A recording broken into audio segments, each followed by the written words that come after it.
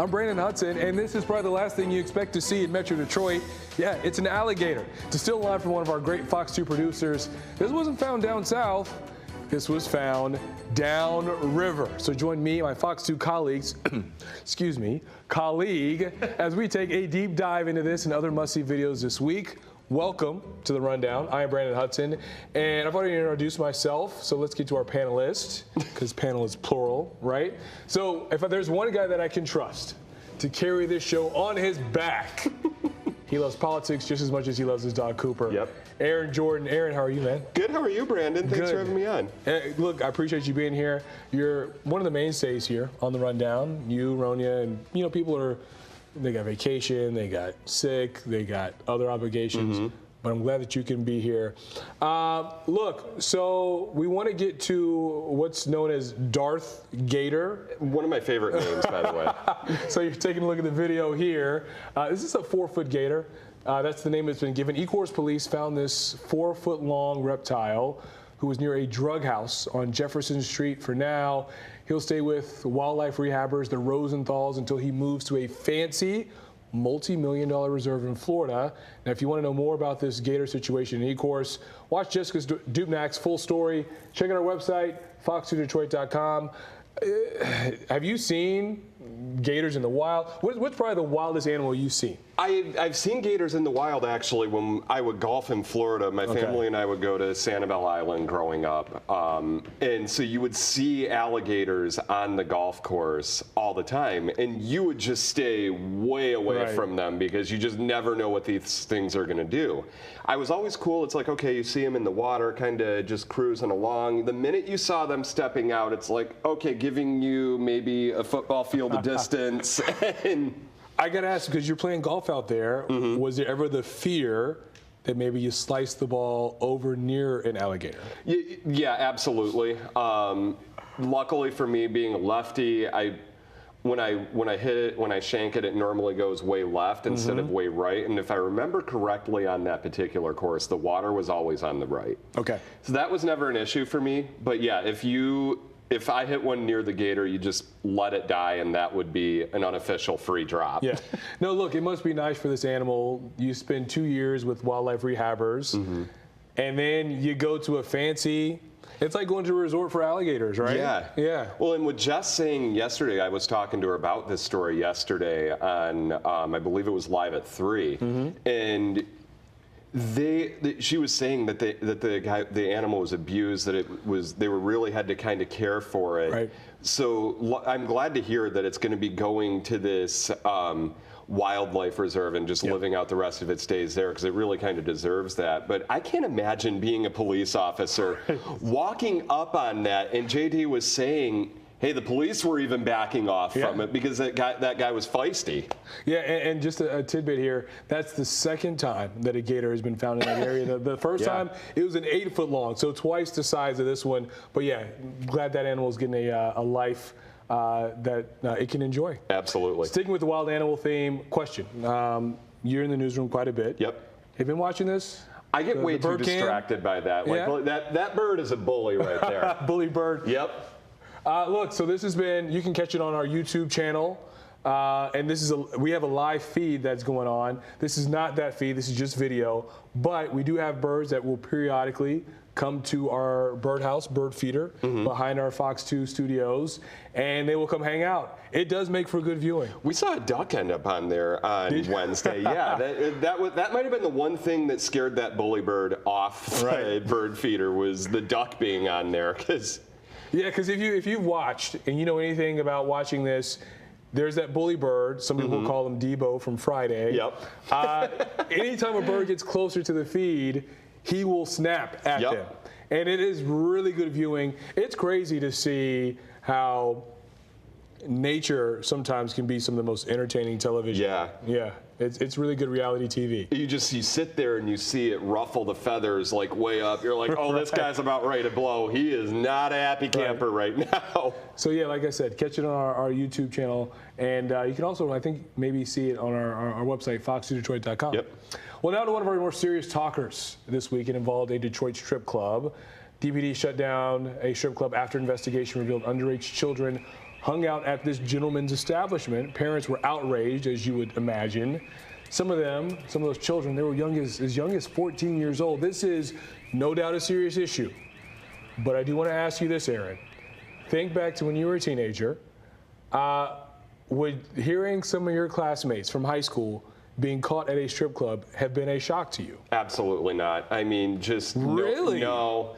I mean, and you always know people that perhaps might, and I'm not throwing any Battle Creek establishments under the bus. I don't know that was happening, just for the record. Right. But it wouldn't have shocked me to hear about that, that they found a way to get into one of those establishments. And just, I feel like, go back to high school. Right. There's so many different personalities in high school. We all know people who probably would have found a way to get in if they could. Right. It's crazy to think, because when you're in high school, some kids do look much older than others. Some of them can go to a party store. They can probably get alcohol. Others, you're still like, I probably look like I'm still in grade school. I was going to say, people like me, I'm always told, oh, you look like you could still pass for being 18 years old. You know, wear that as a badge of confidence. I mean, you are rocking the beard, though, so I see you. I think that might have aged me maybe up to like 21 a little bit. There you go. It's baby steps. It's baby steps. So, look, we're going to have some unbelievable video out of Arizona. I know you've seen this. This is that speedboat. So, first you're seeing inside the speedboat, but then you're going to see they go for a ride. So, they're flipping upside down. And then as we cut here, this is what happened. This is the aftermath here. So the guys in that boat, they were trying to break a speed record at Lake Havasu. Again, this is in Arizona. The boat was going 200 miles per hour. So here's the outside of that video. You can see it lift off the ground, flip, then come crashing down. Now, seeing as we've seen this now, are you a thrill seeker? Yeah. Would you ever get in a boat knowing that it could happen like this?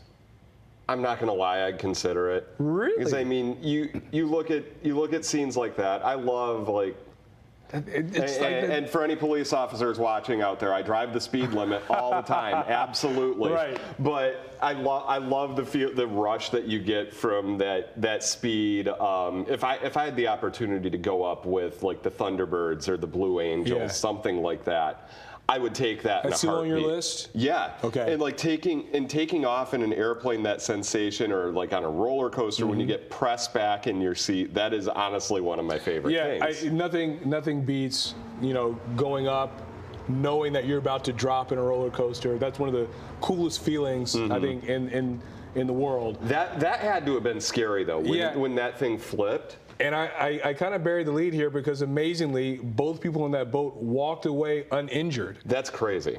So they can live to tell about it. But, yeah, no, I'd have to pass.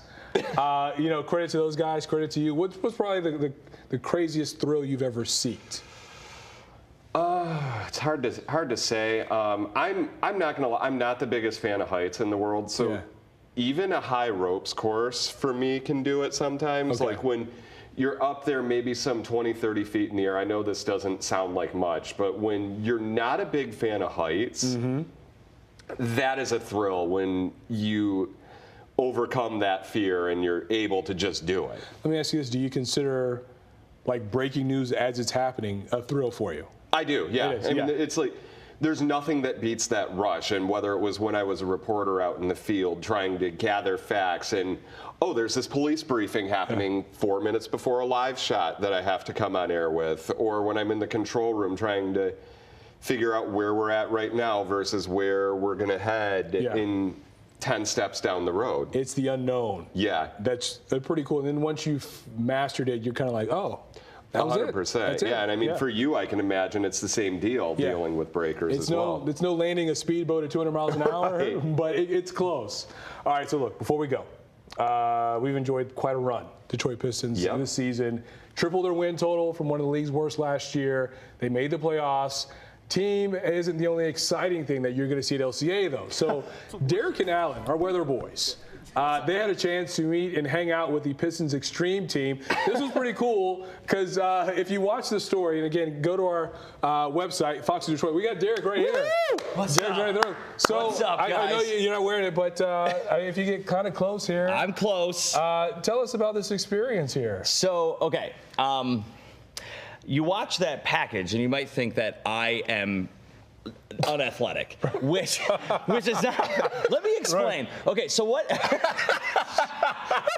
guess I am. I guess the answer is I am. But here's what's scary about it. You're sprinting. Okay, so you're sprinting, and then you're told to jump full speed 3 feet ahead of the trampoline, to land on a trampoline, to launch yourself in the air where you have no control over anything, completely vulnerable, to then take the basketball, make a dunk, then land, and like there's a lot of risk involved. All right, so.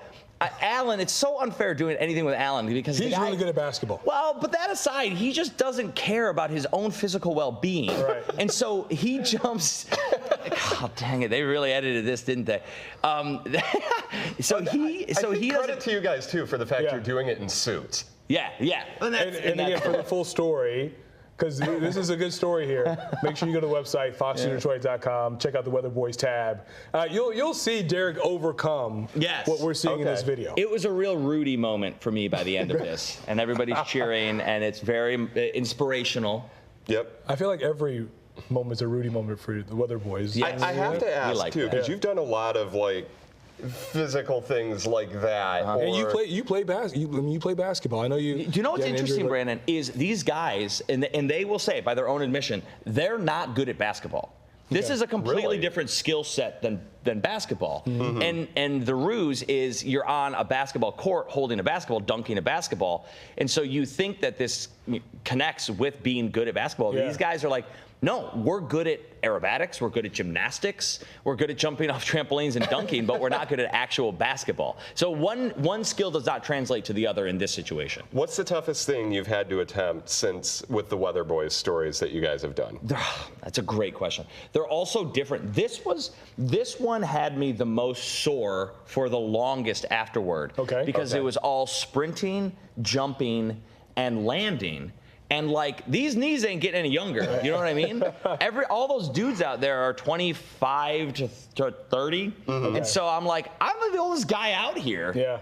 But they are amazing. I mean, it's an incredible thing to watch them do this. Yeah, and just going to and seeing them at the Pistons games, it's just one of the most entertaining things you'll see too. And like having to run and jump full speed before you land on the trampoline and essentially jumping again. Every part of that, you're vulnerable. Like sprinting, kind of vulnerable. Jumping, vulnerable. Off the trampoline, vulnerable. But those guys were so sweet because they said, we take what we do here for the Extreme team seriously because every fan, it could be their first time at a basketball game, seeing us. And so they said, we want to make sure that everything we do is for the fans and to the best of our abilities, and it's so sweet to see him do that. Yeah. Derek, man, I'm glad you timed this perfectly. Yeah, me too. Derek Kevra, Aaron Jordan, bye, guys. Brandon Hudson. We're going to see you next time.